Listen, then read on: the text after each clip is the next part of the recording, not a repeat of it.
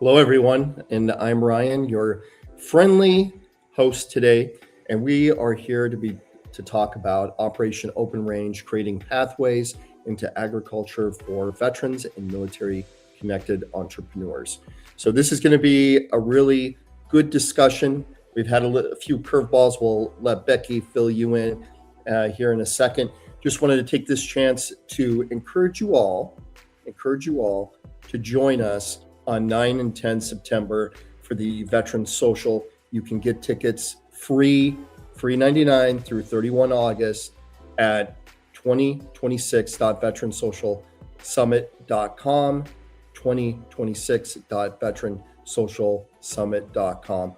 Appreciate you for joining us. I'm not going to hold up progress here, so let's bring on Becky without further ado and let her tell us what's going on. How are you doing today, Becky? I'm okay. It would be better if we had everybody here, but there's a delay on somebody, so we're okay. I'm good. How are you? How are you? Well, it's another day in paradise here in Chicago. They call it Chirac, but actually it's a beautiful sunny day today here. So really excited to kick this off and learn more about ag entrepreneurship. It's something that, just until recently, I had no clue about, really, and still don't. So I guess that's why we're here. Yeah. For sure. So with that being said, Becky, why I know everyone knows you, but why don't you just give us a brief introduction of who you are? Who is Becky? Well, I am in Utah. I run the Veteran Business Resource Center here, and our operation is to help the entrepreneurial needs of our veterans, active duty, reserve guard, and military spouses. We just started a program, part one of Operation Open Range, which is what we're going to talk about today. And we have our Strive classes that we teach in partnership with Syracuse University's Institute for Veterans and Military Families. We're one of the Strive Consortium schools. There are about 12 of us now across the country. So if you want to know where your closest one is, let me know. We'd be happy to get you connected there, as well as to your local resources for VBOC or SBDC. There's a lot of people interested in helping you be successful. Please don't think that you're in it alone. So that's me, I guess. All right. Well, we'll definitely dive into what Strive is and the agricultural Strive program that's just been launched. And for those who may be hearing about this the first time, what is Operation Open Range? So Operation Open Range is actually sorry, I know we're having some technical difficulties. Operation is something that was crafted in partnership with one of our Strive graduates that came through our program. He had built something called Hinterland Institute, Juan Whiting. He should be joining us shortly. But he and I chatted, and then there's AJ Richards, who founded From the Farm, who also came through our program. And they wanted to really find a way to help support our agriculture system in the United States, because if you've been paying attention to what the USDA has been putting out, if you've been paying attention to what is going on with our USDA agriculture, our ranchers and farmers, the USDA is really trying to step up and support the smaller ranchers and farmers a whole lot more, as well as the general system here. So Operation Open Range came about as a solution to help teach people how to get into farming and ranching. And when we were sitting with AJ and Juan, we talked about veterans and how you guys have come through the grit. You've come through all of the things that you need to do to build the resiliency to step in. We have an aging workforce or an aging number of ranchers and farmers that are getting out of the business, wanting to find someone to turn their farm over to. And it's been interesting to see the people raising their hands, stepping up, saying, hey, I'll learn it. I want to do it. And so this is an avenue to do that for these people. So what gap did you see that wasn't being addressed by traditional entrepreneurship programs or workforce programs? Yeah, we did some research, and we found that some of the newer farms that were standing up across the country, we had people stepping into it, being, I'm starting a farm, starting a ranch. Sometimes people don't think about that cows don't give you Christmas Day off. Like, you are on every single day, 365, every day of the year. You have to do that, take care of your animals. And sometimes that was a little bit of a shock for people. So we tell them, start small with smaller animals. Don't go big right off. You don't need to do that. And some of the other gaps that we saw were a lot of people didn't understand how the business of agriculture was working or how it should work. And so we really took a look at what that would look like. What does the business of agriculture look like? And how can we teach that first so that people feel like they've got this great foundational understanding of business before they step into it? It is a different animal. There are different risks. There's additional risks in agriculture. In fact, I think the Office of Veteran Business Development at the SBA, they actually started calling it Agribusiness, which I really like because it's shorter. But it also tells that story that you're in an agribusiness, and it's not just hey, farming, ranching, vegetables, flowers, whatever. There's a lot of things that are they're kind of adjacent to agriculture businesses. So there's technology, there's a lot of soil health, there's a lot of even people that want to do things that help prevent disease within our crops and our animals. Agribusiness is a big industry. And I can throw some stats out here in just a minute, but that was one of the solutions we came up with, is to teach the business of agriculture first so that people can step into their ranch or farm with some confidence in that area. Wow, that seems, I can see where you took some inspiration from what's going on there. And I was also thinking about AI. AI is definitely something that's going to be, and probably already is happening in the world of ag biz. So just thinking about that. But many people, don't immediately connect veterans and agriculture. What similarities do you see between military service and success in agriculture? What's going to set the military connected community up for success, Becky? Yeah. So right now, agriculture actually needs its next generation of leaders that's supposed to be coming up. And the industry is changing, just like I talked about. There's a lot of technology coming into it. Like you mentioned, AI is impacting everything across the nation and the world. The communities need innovators and problem solvers. There's opportunities that exist across the whole value chain. And some people might take a look at this and understand, like, wow, my next mission starts here, because veterans already know how to operate under uncertainty. They already know how to solve problems with limited resources. They work within systems. You all lead and build teams, and you manage the risks. You look at the risk and you manage them. You don't just say, oh crap, that's something that's going to happen, or that happened. You actually charge right into it and find the solution for it. And then there's this thing that you all do, which is incredible. And this includes military spouses. Everyone has to adapt when the plans change. And that's something that, weather can change on a dime in some areas. And so you have to be able to pivot for those things. So I think combining that in this agriculture piece of it, where we're identifying opportunities, we help look at assumptions and having you gather some evidence, some research, and then designing a viable agribusiness with you. I think that is an incredible strength that you're all everyone wants to teach. I keep saying you, and I don't mean to say that. This community wants to learn and grow and build a stronger community. And if you're doing your passion, and if getting your hands in the dirt sounds like a solution, there's some pride that comes in feeling like you're protecting our food sovereignty, protecting the nation by building some food strengths in your community, providing food and sustenance to the community people around you. That's a big deal. Gotcha. And before we go on to this question, which I think ties into this, is John Ford actually made a comment, and I know he's in real estate. He says that he knows that you can stack VA home loans with specialized ag programs. Mm-hmm. And I know I'm putting you on the spot. Do you know anything about that, and maybe how that could also help in terms of veterans and military connected establishing their ag business? Yeah, I know a little bit about this. I'm not an expert because I am not a mortgage person, but I do know that if there's a structure, a home that you can live in on the land, you can actually include the land in the loan with the VA home loan. There's also programs with the USDA. There's some loans and some grants that they're coming out with. It is a fire hose right now of opportunity for people to grab onto for agriculture. All right, perfect. And Scott, we're not sure what business you're in, but I'm going to make some assumptions. We know what those are.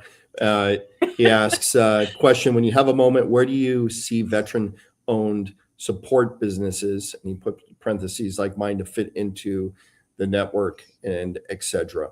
Yeah, So, Scott, if you want to chime in on what your oh, okay, here we go. HR payroll workers comp. So on larger operations, even smaller ones, HR does come into play because you do have to hire people on your farm hands. We actually have ranchers and farmers that are looking for people to come on to their operation and kind of learn some of these things. We're teaching on some of them. They're teaching regenerative farming. That's a big deal to change the way that you actually can change your ecosystem in the air and everything around your environment with regenerative farming. And you can build up that, but you're going to have payroll. You're going to have HR strategies and You can't escape compliance. no, Becky. you cannot. There's no escape from compliance, right, Scott? Scott, we No should have escape Scott from up here telling compliance. us about this stuff. But yeah, there's absolutely ways for veteran-owned support businesses to get involved and support these efforts with businesses. Especially if you're in California, you know, there's definitely no escaping compliance and these issues that Scott brings up. I think that's important too. There's a lot of businesses you may not directly be a farmer or in the ag business itself, but there's it takes it takes the village, right, Yeah, to be able to support the entire farm and having sustainability. yeah, And Scott just mentions that he works in all 50 states, so it's relevant. I mean, HR, like to our point, you can't escape HR. You have to have it wherever you are in the world, right? yeah. So with that, kind of switching back to what we were talking about earlier. What was some inspiration for really pursuing the Ag Strive program, but also Operation Open Range? What made us pursue that? Yeah, like Well, what inspired it? I mean, I yeah. would pursue it. Well, when Juan actually Hinterland came to me and said we want to do a program, who do you know? And we sent him to a couple of other organizations, and he came back and said we don't have somebody that's well organized like as well as you are to kind of push something forward. Can we work with you? So that's when we sat down and we started looking at it. But if you are familiar with AJ Richards with From the Farm, he's been out there a lot. He's been putting his name on the line, and his organization is actually one that you can put your address in and find local farmers you can purchase from already. He has a platform to help farmers get their stuff out into the market, into their local communities and across the country in some situations. But we started talking about it, and they said there's got to be a way we can solve this problem of the aging out ranchers and farmers, so the land doesn't just go to development and become an urban basketball court or whatever. There's also, we were looking at that, but then looking at the dangers of our food system that we were facing. This is actually, it has been discovered or actually flagged as a national security issue. So stepping in and looking at, well, what can we do? My whiteboard was filled with all kinds of ideas of what we could do. And we already teach a couple of Strive classes. It stands for Startup Training Resources to Inspire Veteran Entrepreneurship. We have a traditional one. We have one for women that we teach the biases women can encounter and how to navigate through those. And then we said, what if we created an agriculture connected one so that we can pull in what the business of agriculture is, tap into the USDA resources. We're not reinventing the education. We're actually pulling a lot from what's out there to help people grow. But also we have credit unions. Western Ag Credit is going to step in and help with us and it's intended to start your agriculture business. It's not a professorial, here's what an agriculture business would look like. Each class is tailored to who's in the class. We just kicked off our class last night, which was amazing.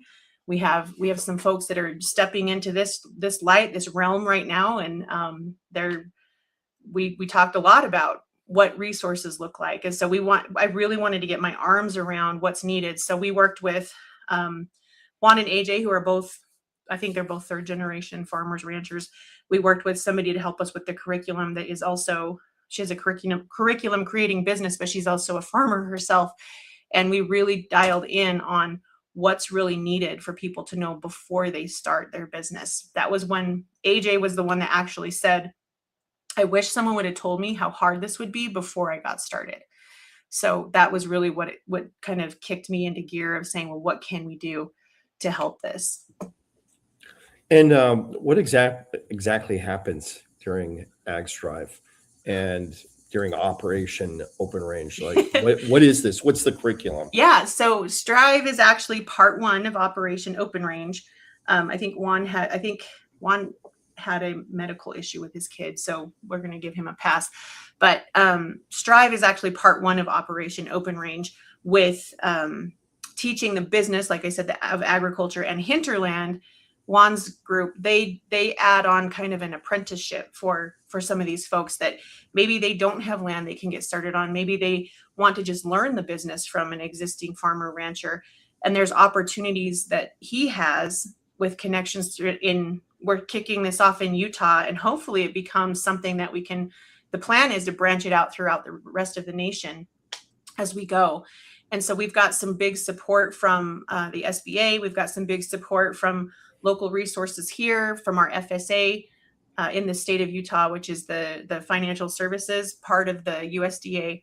And we've got great support from all over. So Strive, learning business; Hinterlands, the Operation Open Range second piece, apprenticeship, where you can get your hands in the dirt, work with the animals, learn how to do your hydroponic mushroom farm if you want to do that. So there's a lot of facets of this, and we've got a lot of resources to help educate people on it. Yeah, beautiful.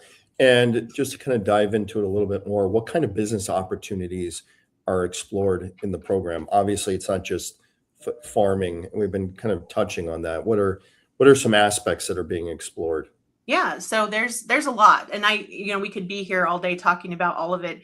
There's actually silvopasture, which is actually using trees and foliage and grazing to kind of help change the environment that you're working in, change your land and grow, make the soil a little bit healthier, as well as your animals.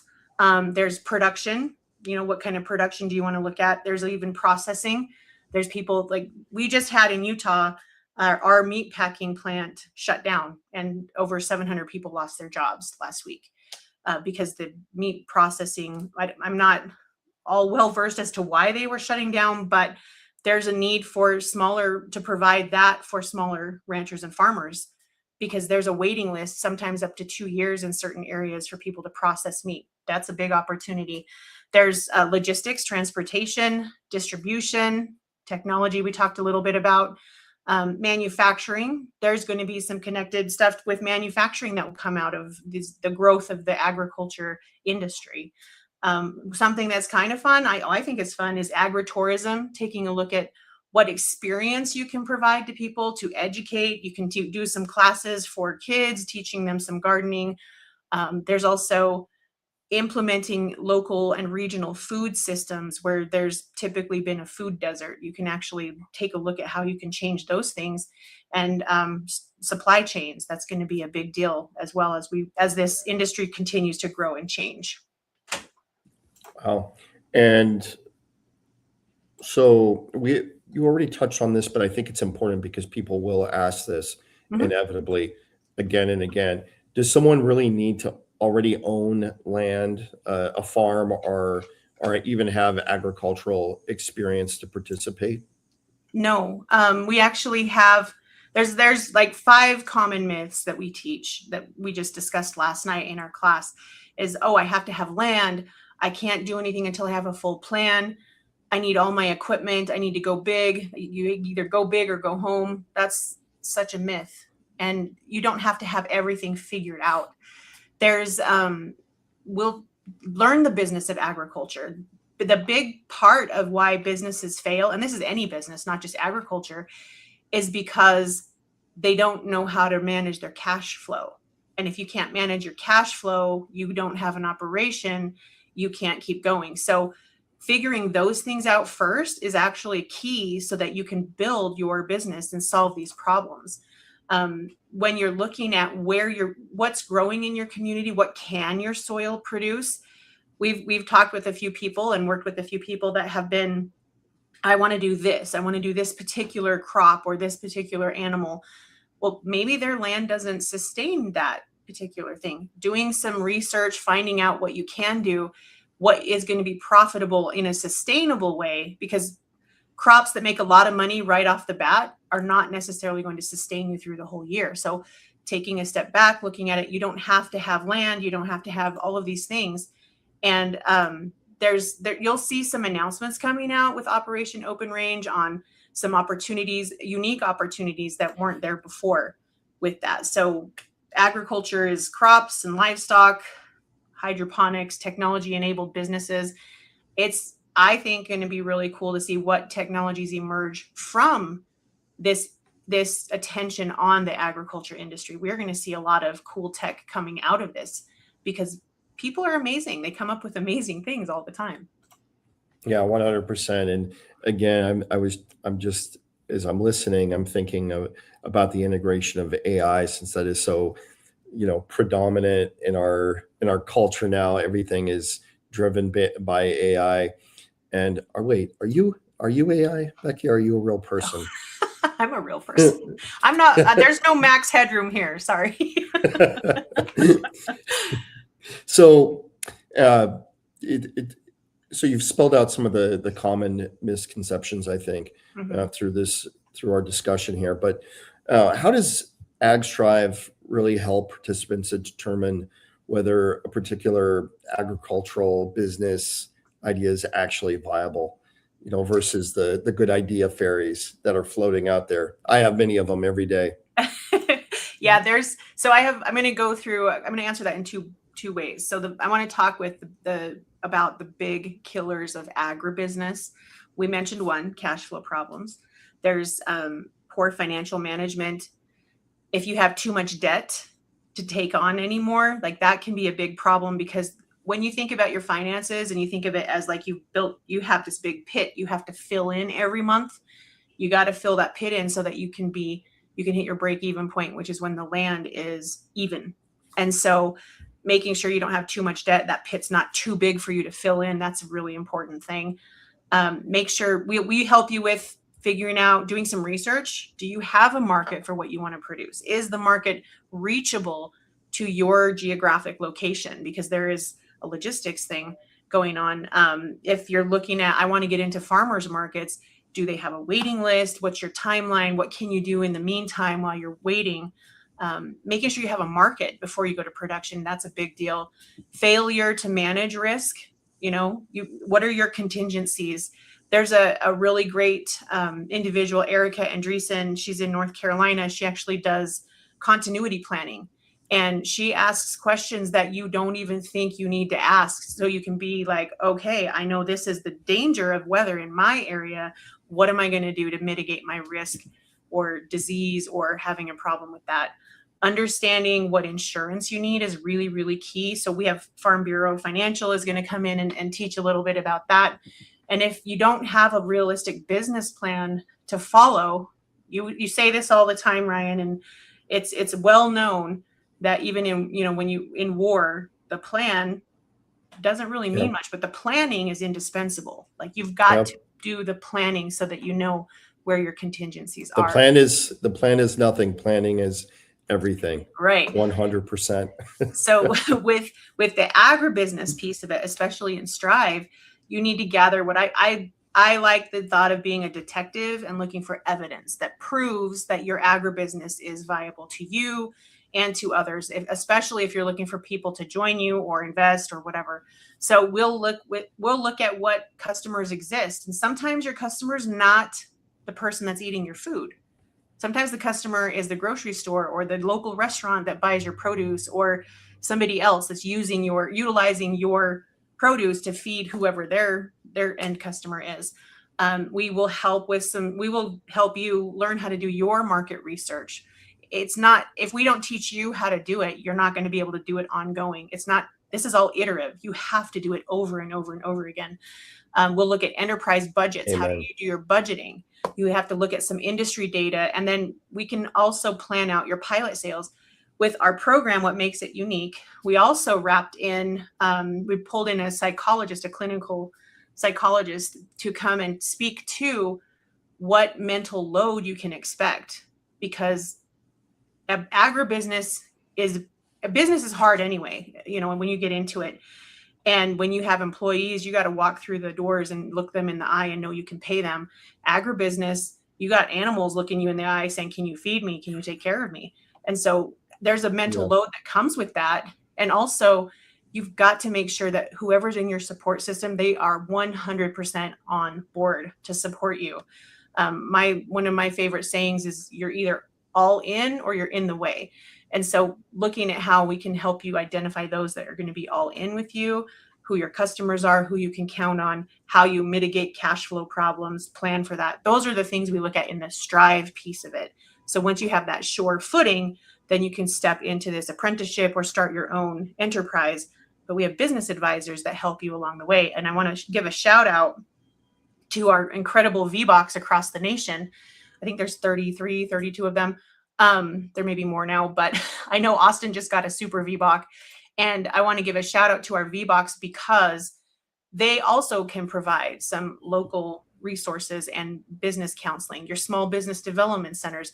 It doesn't just have to be the VBRC. There's so many resources out there to help you. Yeah, 100%. And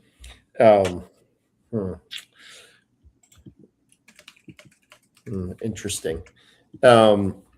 There's a lot to this, and there's been a lot of different questions that are coming in for sure. But before we get to those, so we're talking about the program, and once they've completed the Entrepreneur Accelerator, what happens after that? They can actually apply to go into the Hinterland apprenticeship if they'd like to. They can start their enterprise. We actually, at the end of our course, we have a 12-month roadmap that they have to fill out. What's their plan? What are they going to do? Okay, beautiful. We work through the lean business canvas model to teach them how business is structured. What problem are you solving for who, and why are you the best one to do it? How you connect with your customers. But then the 12-month roadmap is actually their individual roadmap for their business. When we started working with some of our native nations, we explained an entity. There wasn't a word for the word entity in their language, so we had to explain it as you're creating a new person. And if you think of your business as a new person, it needs food, water, shelter. It needs food, it's like water, a little shelter. Child at times, for sure. Sometimes throwing a temper tantrum, but it needs that attention as if it's another individual that you're feeding, strengthening, and sheltering. So figuring out what the components you need and doing the research to help that, that's a big deal. Yeah, 100%. And I think just on a side note, that plan that goes out, that requirement, that hard requirement for a 12-month plan is so critical. So many people, so many entrepreneurs, and they don't take the time to think about that stuff. And I don't do it very well, but I do take time to think about, okay, I get into my time machine and I zip off into the future and try to build backwards. Mm-hmm. And it's such an important piece. It's not stressed enough. Like, you really do need to sit down and think about what's going to happen here in the next 12 to 24 months so that you can build towards your vision. Right. Yes. Yeah. So, and that's actually a really good point that you made about continuity planning. You have to know what your exit strategy will be. Oh yeah. 100%. I've been thinking about that a lot lately, actually. I know you have. I know you have. I do want to throw some stats out though here, because there's some reason why, you may have the best idea and the best thing. And speaking of your business as an individual, nobody wants to be told that their baby's ugly, but sometimes that's what a good business advisor has to do and say, look, it's not the baby, it's the way you've dressed it up. Like, you have got to do these things and make these changes. I love what John Ford said here, to take the time to visit locals farmer market, talk to those providing the food. We actually have some of those experts that are going to be joining us as guest speakers in this Strive program and beyond. We'll have some workshops as well.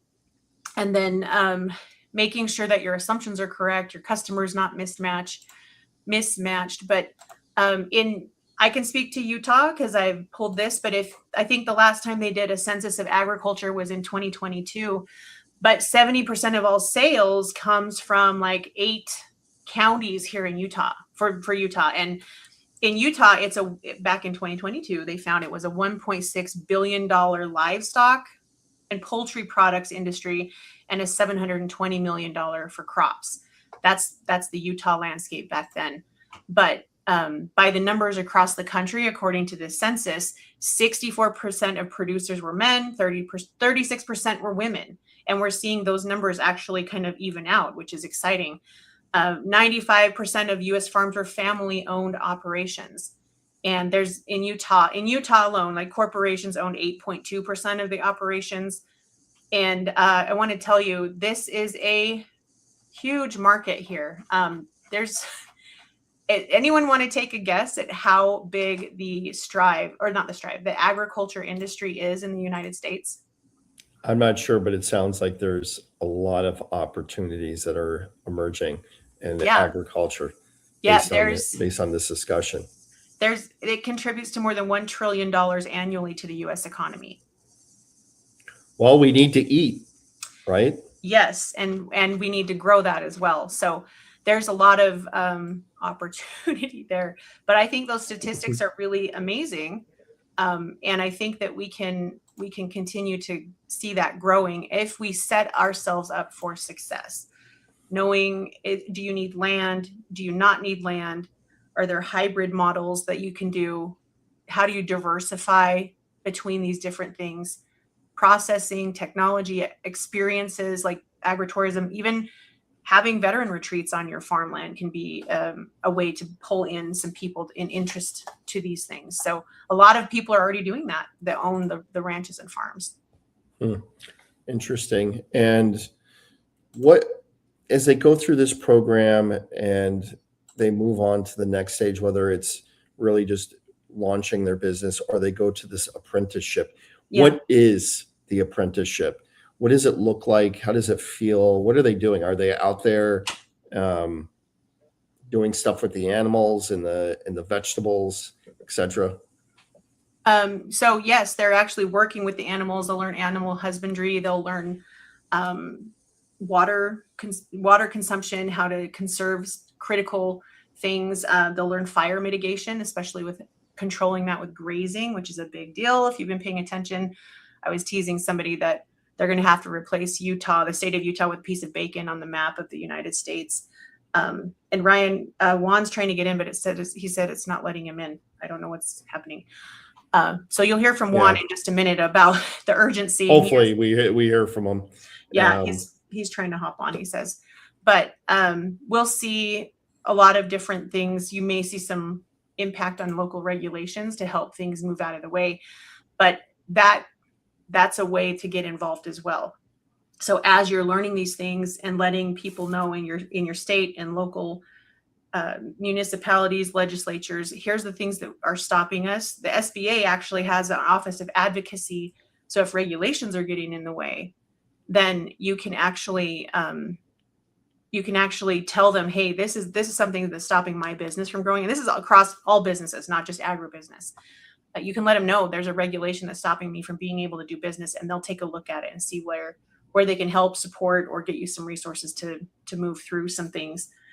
And so there's a couple of different ways you can do that. But what they'll learn in the apprenticeship, which I wish Juan's trying to join. I'm so sorry.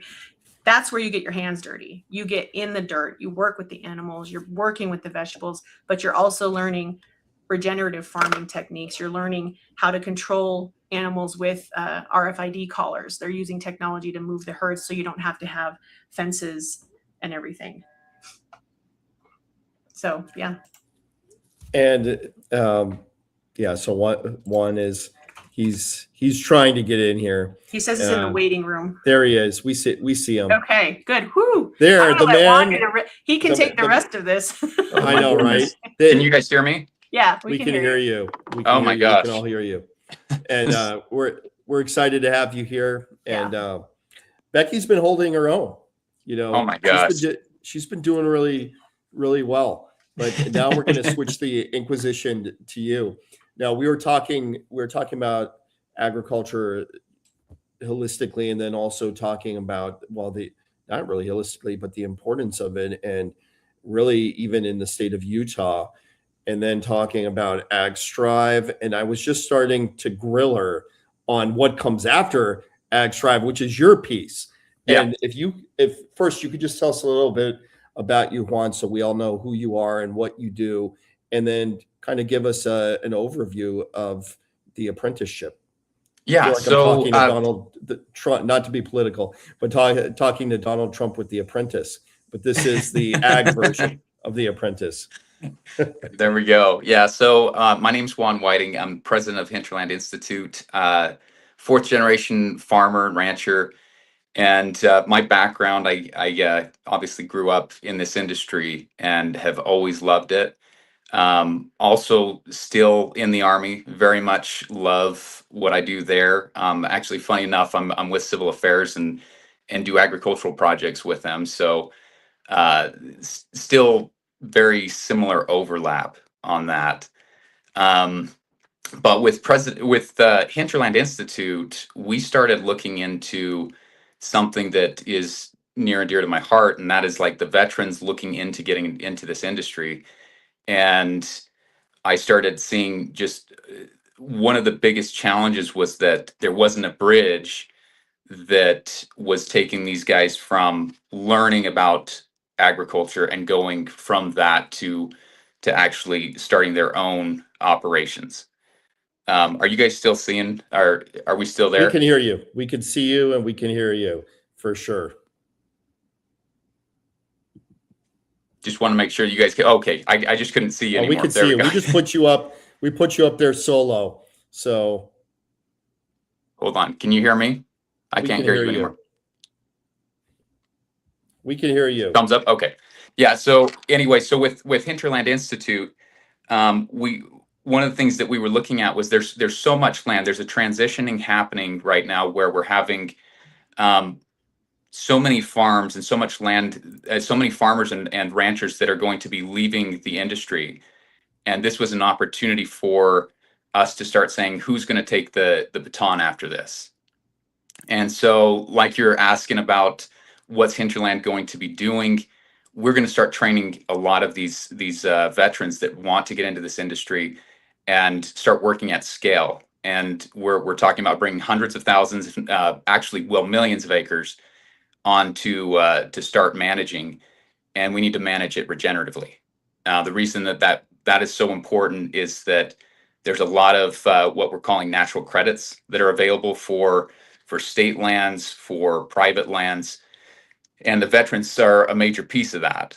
They're able to help these private lands access those natural credits and bring some new life into the industry. So that's the apprentice program is going to actually help us bring some of these guys to work with Hinterland Institute. And I think eventually, if they want to own their own land or they want to have their own herd, that's something that we'll be looking at as well. Perfect. I guess that's a good segue to how does Operation Open Range. Hold on, I'm not hearing you. Can you hear me? I can hear you. Can you hear me okay, Becky?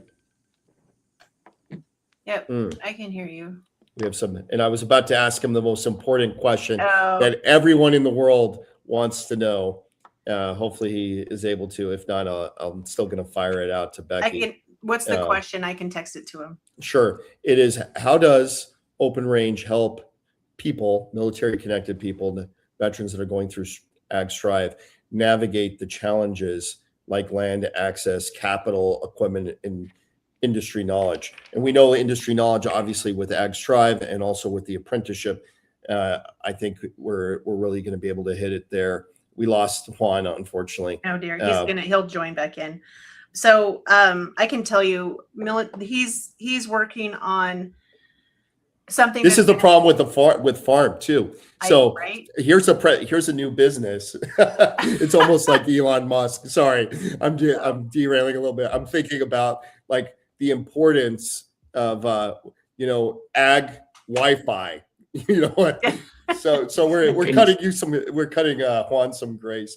But these are the challenges out there too, as we're talking about technology. We're talking about the integration of AI, Wi-Fi. Like I imagine that there's even farming equipment that can be run by like Bluetooth or Wi-Fi nowadays.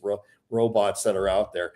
But can you hear us, Juan? Yeah, I can hear you now. Sorry, Okay, I don't know what happened there. Oh, Everyone went silent, and I was like, I'm just hearing myself, and I wasn't sure if I'm just monologuing here. But when you're talking about technology, that's a huge part of where I see veterans have a huge part to play in the industry. A lot of these guys have worked with high-tech equipment.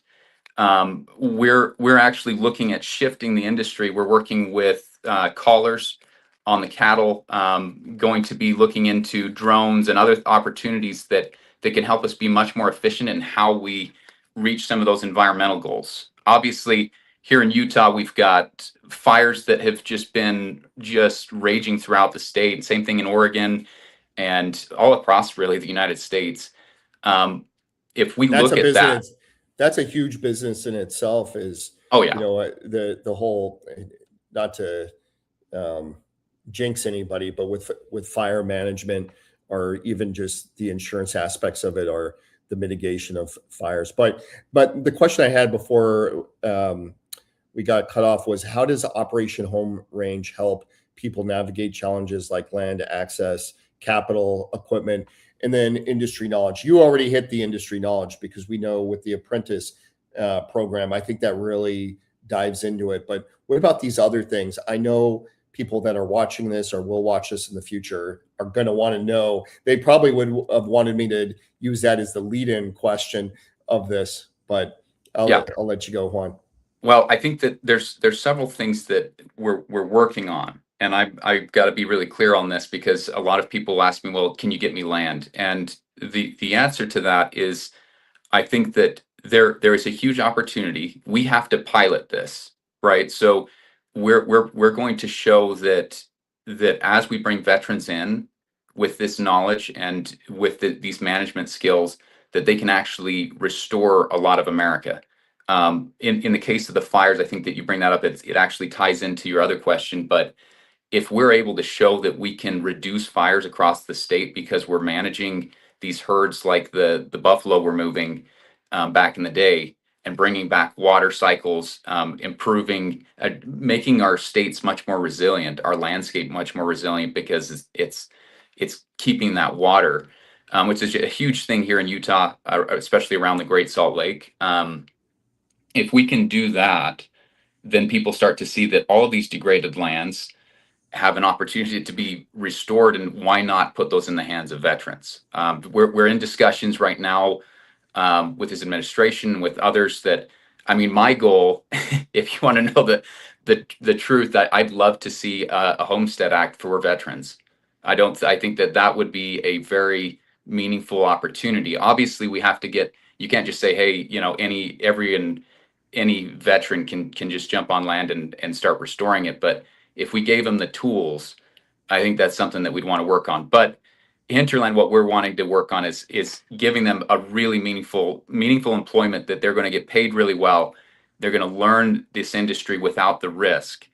And then as they grow, we're going to be looking at helping build a herd for them, and eventually seeing how we can get them onto some land. That may be some degraded land that we need to restore, but there'll be payments in that as well. Not just meat, but like I said, there's natural credits where because they're bringing back water, because they're bringing back carbon credits or carbon into the soil, and that they're bringing back biodiversity, they're going to get paid on multiple levels. And that's what we want to help people see, is that this industry shouldn't be one that you're strapped to alone and just constantly feeling like you're not financially free. We need to start helping people see that there's multiple channels of funding available for them to succeed. For sure. And we've kind of hit on this, but I'm thinking, Ryan, I don't want to be a farmer. There's just no way I'm not as, I just don't have the passion for it. When I was a teenager, and I'll just go on this off track for a second. When I was a teenager, I got 2 rabbits. And then next thing I knew, I had like 60 of these things, and I was selling them to the pet store. But beyond that, once I realized the work that's involved with it, which is really intense, in terms of feeding cycle. Well, I'm not giving the proper terms, but feeding of the animals, making sure you're responsibly breeding them, and then all the other, I think that's called animal husbandry. Is that the right term? But all these other factors of it, could someone like me or someone that's still interested, would Operation Open Range still be relevant to them, in terms of entrepreneurship? I think so. I think what we're going to be seeing, and Becky is doing some really cool things on the rural development side, but I think that there's so many. Everyone looks at agriculture as like, oh, you're either with livestock or you're with or you're working with equipment on a farm. And the truth is that there's so many facets to agriculture, and a lot of it is outdoors, and it aligns with what we do as veterans, or what we were doing but previously in the military. And like, I'll just give a few examples, like transportation, logistics. The logistics guys and gals in the military are by far the best. Like, to be able to get equipment from A to Z and to make sure that it's done timely, I don't see the urgency more than what you would be seeing in the military. And these are people that could really help us as we start to expand and grow in these in these rural communities. And a lot of times, we're looking everything from finance. There's going to be so many different opportunities as we grow. There's also a big piece that we might not be thinking about besides transportation is processing. And I'm not just talking about processing meat, but how do we do final products? And how do we take all of this funding back to rural communities where, frankly, whenever I go to training, all these veterans are like, I don't want to live in a city. Like, I want to be free. I want to be maybe away from people, as like, not completely, but be in a more rural environment. They can have that. And I think that to be able to grow businesses that are going to add value to that end product, there's a lot of opportunity there. All right. So you've kind of answered this, but two-part question. What is success? And this is for Becky or you, Juan, which is, what does success look like for participants in the program? And then you've touched on this a little bit. How do you hope this program is going to actually impact rural communities in the agricultural workforce? Yeah, I'll start here, but I think what success really looks like is if I can, personally, if I can prevent some of these veterans from making some of the mistakes that I've made, and if I can save them millions of dollars from, or just the fears and the doubts and the stress of taking on massive loans when they don't need to. I remember when I was running a farm management company that I was buying equipment. That was the first thing I went for. And I went for the shiny John Deeres, large combines, and looking for land. And there's another way. And if AI hasn't shown us that our world's completely shifting, then I don't know what will. So in my view, I think that's one of the big things, that if I saw people going into this and saying, it's okay for me not to own land right now, but to look at this and say, how can I make a serious business and start making money in a big way. I think we need to shift that mindset, because I'll tell you that there's hundreds of millions of acres that are not being managed properly, and that the states need to help with, and that a lot of these private landowners need help with, and they need young, energetic problem solvers. And I think that if we can show them that that's exactly what this community is, then we've I think we're succeeding. And I mean, Becky can tell you, but we're starting to succeed. The Ag Strive program is going to be just fire. That's what's going to fuel a lot of this. Fire in a good way. Yeah, fire in a good way. We're not going scorched earth on anyone, but no, oh no, no. I want to back up before I answer that question. I want to back up something that you asked, Ryan. You know, is this going to impact you where you're not interested in doing that? Well, I know you come from the HR recruiting background. There are people that need help now, and they don't know where to go ask somebody for help in finding the right person for their job. So this is not just about, hey, start a farm, start a cute little whatever agritourism business. You can have the most adorable animals on your agritourism farm. You know, people can come cuddle with your Highland cows or whatever. But if nobody knows who you are or what you're doing, how are you going to get there? They're going to need people that help with marketing. They're going to need help. They're going to need people that are working in those industries and businesses that have employees working in that industry. And this is something that I told Juan when we first started talking about this. It is not just going to impact the agriculture industry. These are going to have tentacles that go out into a lot of other industries. It's not just, so there's a lot of opportunity for employers to have employees and fuel some of these things that need to happen. That, surprise, surprise, you cannot say, hey, Siri, go plow the farm, or tell your AI, please go harvest all the crops. There's nothing that you can do for that right now. So let's get our hands dirty. Come and play in the mud. Let's do it. You can't get dirty unless you get some mud on you. So let's go. Let's do it. And with that, I've actually changed the format, Becky. I've actually sent out a link and invited some of our viewers to jump on stage with us and ask questions. So this is a new science experiment. Oh, dear. Hopefully our first guest doesn't totally destroy the whole vibe. Now there's a lot of pressure. Juan, you're not allowed to have some mystical technical. I'm just kidding. Now. John.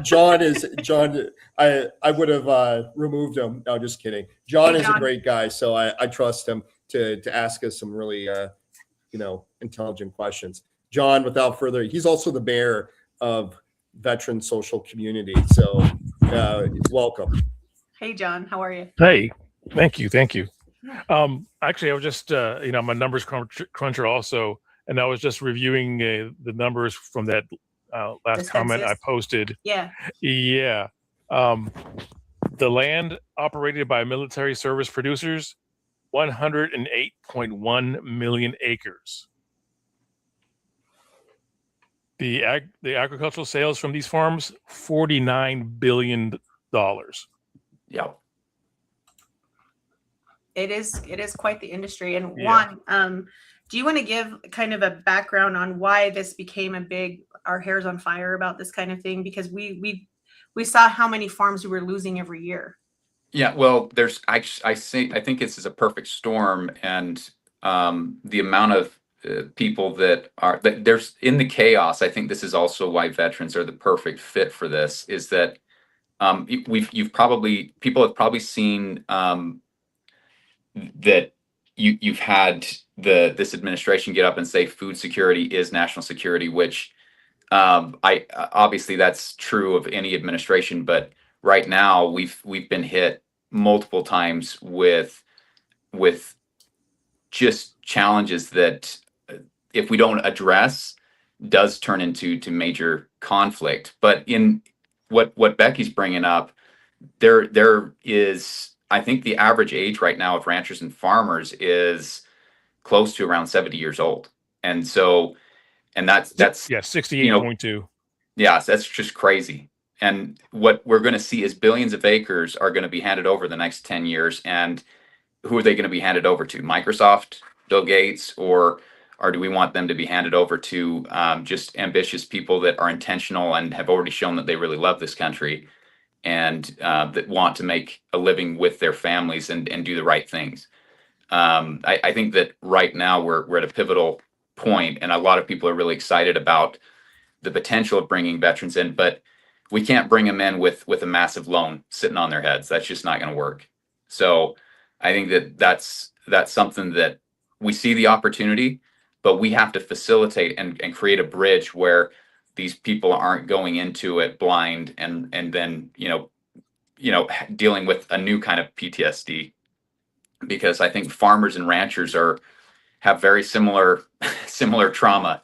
And it's really interesting because when we're connecting with them and saying, here, we want to switch to regenerative, I also see veterans being the catalyst for this, because when we're talking to a lot of these ranchers and farmers, they resonate with that, that they have that trauma bonding with a lot of the veterans, because they've done similar, they've been out there, they've suffered through it, they wake up early, they know what it's like. And Takes so grit. there's a mutual respect that you only find in the military. And it's interesting because when you get into this industry, you kind of have to earn it, but veterans don't. We've had veterans coming from Chicago or these places, they've never seen a cow, but they still warrant that respect. And I think that's something that I'm really excited about. And whether they have, like you brought up, Ryan, whether they have the experience or if they just had rabbits before, no problem. There's the one thing that we get in the military is that, hey, you can figure this out.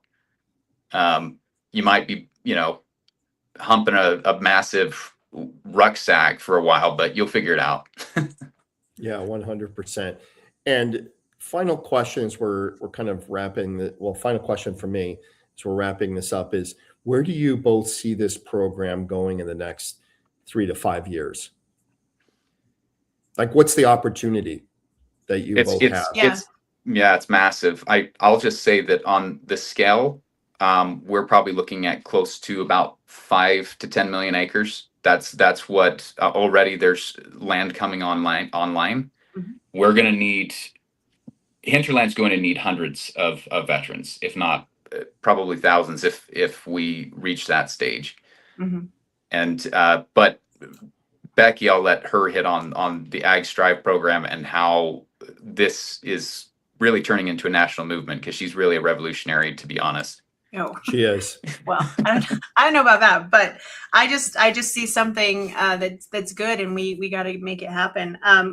Immediately, I can tell you, our goal is to get the first 100 veterans into this program, not just going through Strive, not just going, learning the business of it, but into the Hinterland piece of it as well.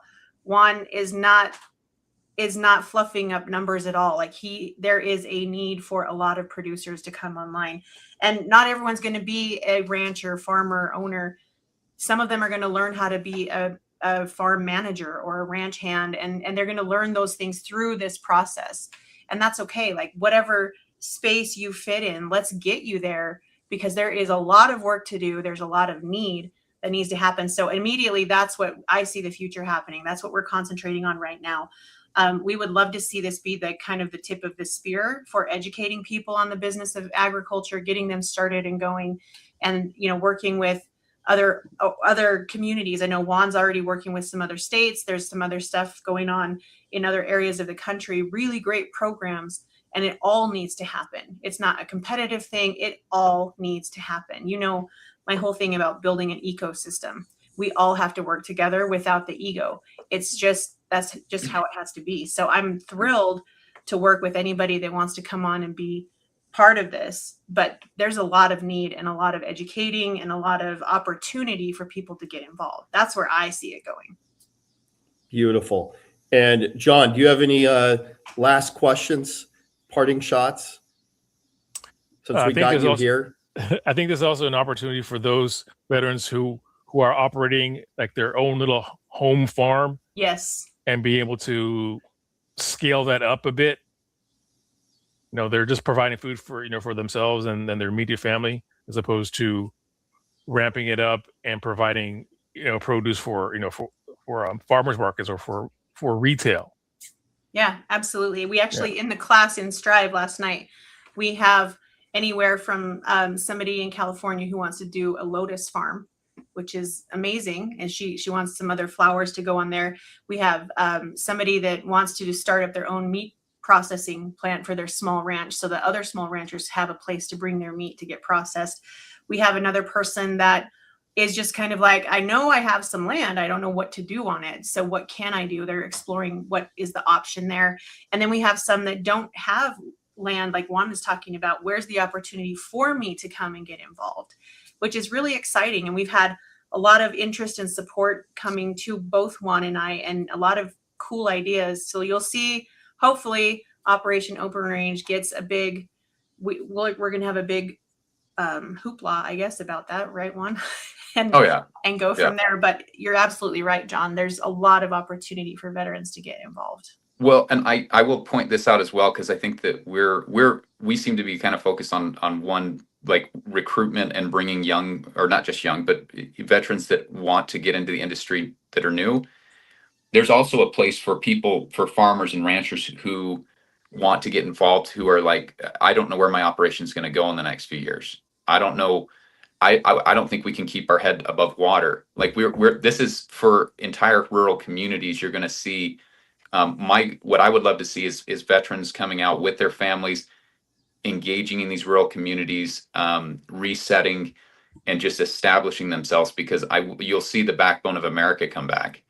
And right now, if you go out to these rural communities, it's deteriorating and it's really scary.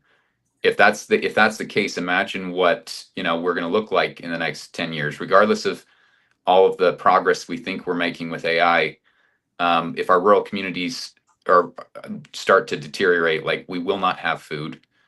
And that's a really scary proposition, but that's kind of what the future's starting to look like, unless we reset and we start to make sure that money flows through these communities. It's going to open up doors for banks. It's going to open up doors for all of these retail, stores, and it's going to help all sorts of businesses pop up. So, like, to your point, Ryan, before, I can't even imagine how many it's going to create a complete ecosystem in these rural communities, and it's just a much healthier way to go about this, rather than trying to see how do we find our place in this AI revolution in the city. I think that there's a place, and there is so much money that's flowing and so much land that's flowing, or that's sitting there in America. People don't realize that. It bothers me because, like Becky was saying before, this isn't a competition. There's just with Department of Defense, there's 2.2 million or 22 million acres that could easily start to be managed, and we're going to be doing some pilots to show that is the way forward. If we talk about Department of Interior, we're talking about hundreds of millions of acres, and we start to look at BLM land and all these state lands that need to be managed so that we can protect our communities. It's such a cool opportunity for veterans that already have that desire to protect and preserve our freedoms and really our land. Yeah, that made me think of one thing, and I know we're a little bit over time, so hang in there with us if you can. No, you're good. I'm now extending it, but as I was driving through Utah, okay, so I'm covering all of Utah, rural Utah, urban Utah, everywhere. And I had somebody with me as we were driving through some of these locations that you're talking about, Juan, and they made the comment, oh, if the big earthquake hits, because Salt Lake's famously on a major fault line, when the big earthquake hits or if there's a disaster, I'm just going to head south to the rural communities because that's where all the farms are. And as we're driving down in these areas, I said, remember that farm that used to be there? Look at it now, and it's an apartment building sitting there. Those farms are not there for you to run to if crap hits the fan. So there's building that back, as you're talking about, Juan, it is really scary to see that. Yeah. And it was horrifying to this person to see that and understand that.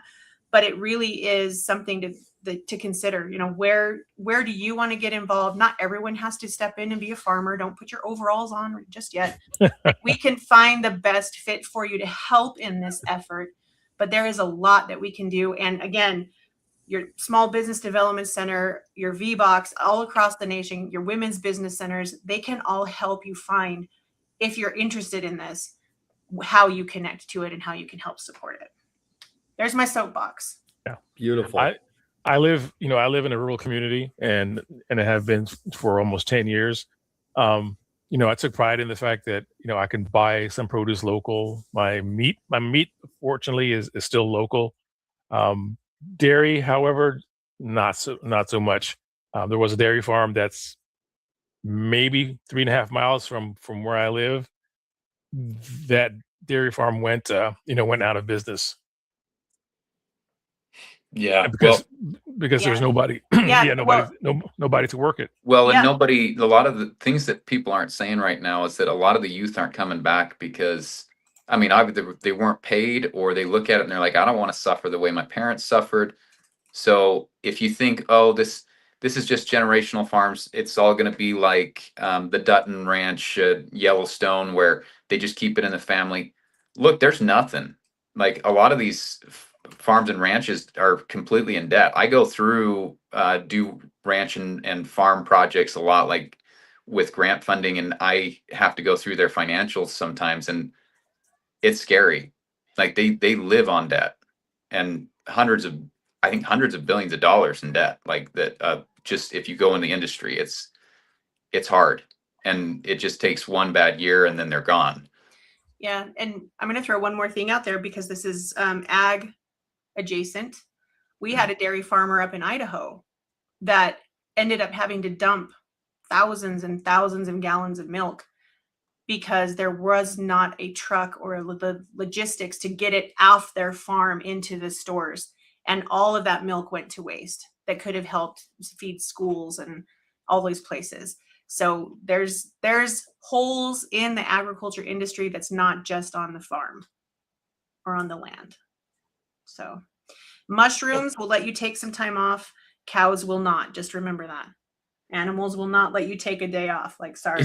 It's getting a lot easier. So things with technology, it is going to, we're hoping that shifts. I think that we can start to build a more sustainable and healthy way of working that doesn't require you to put your whole life into it, which is, I mean, obviously there's ranching, it can be a lifestyle, but it needs to be a business, and we need to treat it like a business so that we can be with our families. It's just like the military. If that becomes your life, your family goes to pot and everything else falls to the side. And I think that a lot of veterans are like, yeah, that's not what I want. They want their family integrated into this experience. And that's something that's at the core of what we want to see in the future as well. Yeah, 100%. Well, Becky, what do you think? Oh, we lost you. You're on mute. Oh, she's on mute. Yet. Rookie mistake. Rookie mistake. I get to have technology difficulties too. No, I was just trying to look up the links that John was asking for. I just dropped the link to Syracuse University's Strive application in the chat. You can, if you want to do the ag program, you'll have to select either Salt Lake Community College or Utah Veteran Business Resource Center from the location drop-down menu. You'll need your DD-214, a resume, and a letter of recommendation, which if you know your local SBDC or VBOC, they can write one for you, or someone that can recommend you for an entrepreneurship program. Juan, am I good to put your contact info on here and the Hinterland link to? Yeah, that's okay. Totally fine. Just know that we're in a rush with all this land that's coming on board, and we're going to be making some big announcements.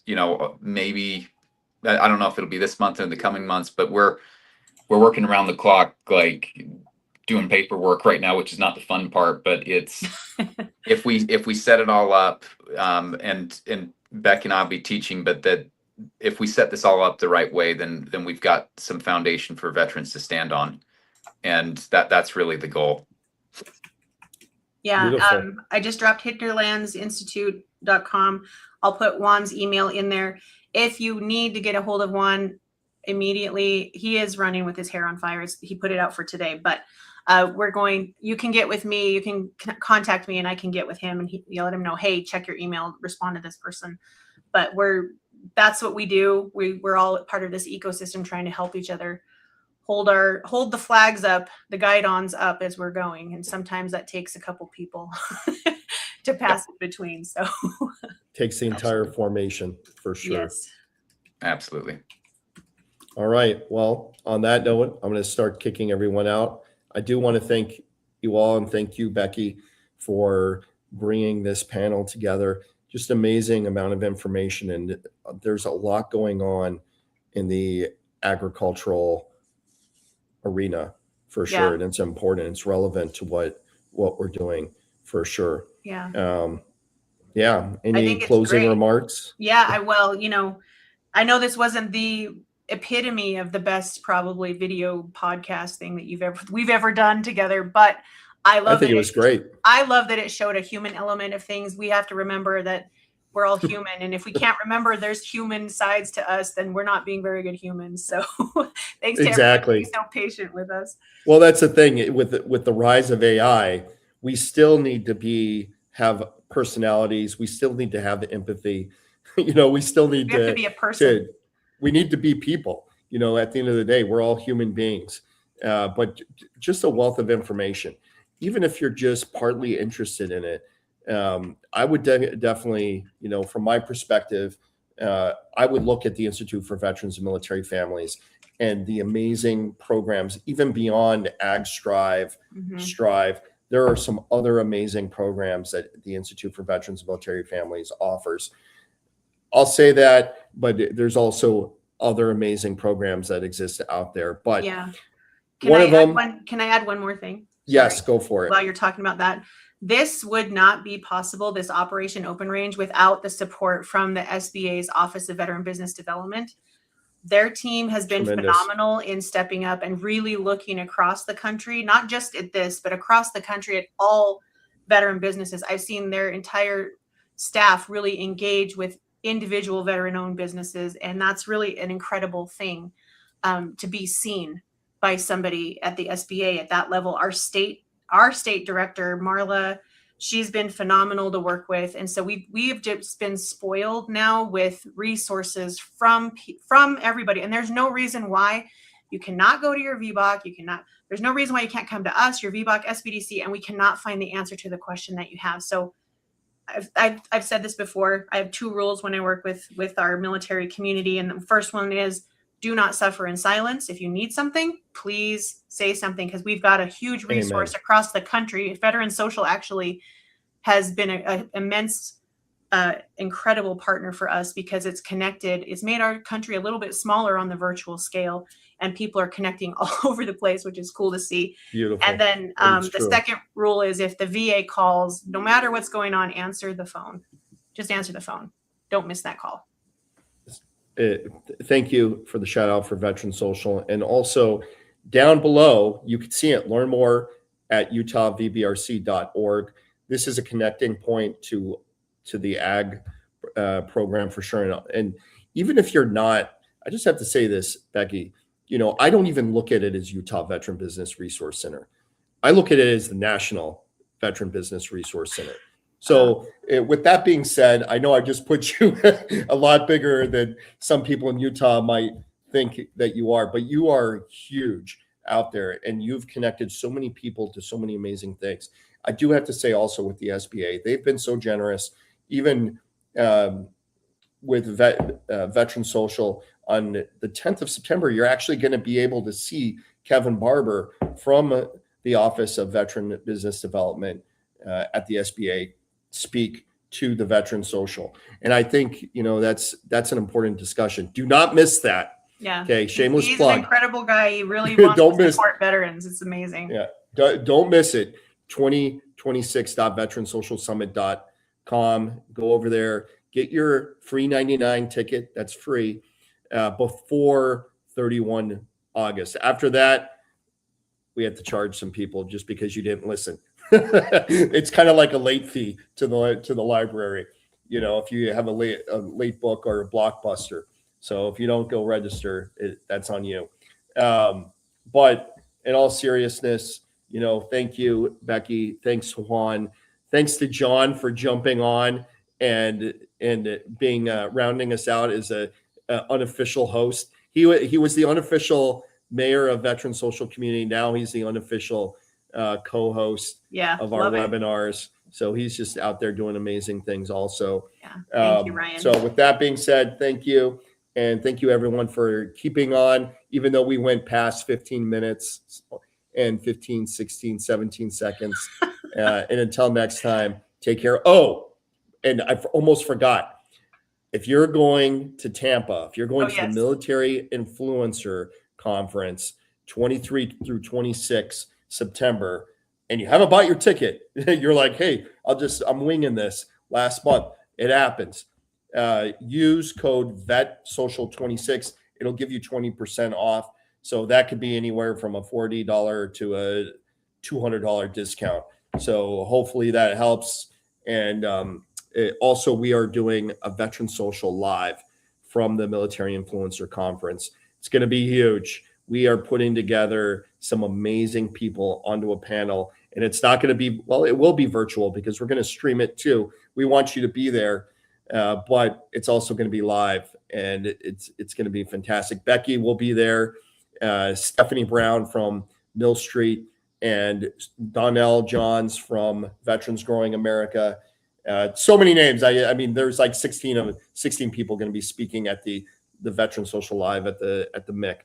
So anyways, with that being said, there is also an after hours. So come to the live and get invited to the after dark that's going to be occurring on a undisclosed location, rooftop somewhere. Wonderful food, wonderful everything, due to the generosity of so many amazing sponsors and people. Anyways, with that being said, adios, take care, and be safe. Bye, everybody.